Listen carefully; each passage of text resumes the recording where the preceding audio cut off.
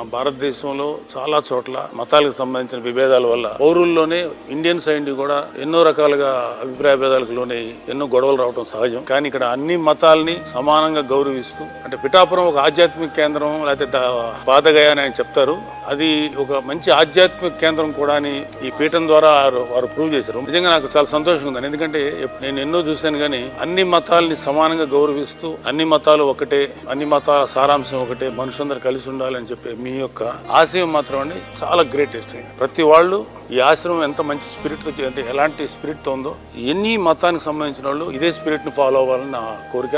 550 సంవత్సరాలు 1470లోనే ఇప్పుడు మొదలెట్టారు. అప్పటి నుంచి ఇప్పుడు దాకా ఈ ఆశ్రమం వంశపారంపర్యంగా వస్తుందంటే ఎంత మంచి బలమైనటువంటి పునాదులు లేకపోతే దూరం రాదు. రియల్లీ గ్రేట్ అండి. ప్రస్తుతానికి ఉన్నటువంటి పీఠాధిపతి ఉమర్ అలీష్ గారు అభినందనీయులు. చాలా థ్యాంక్స్ అండి.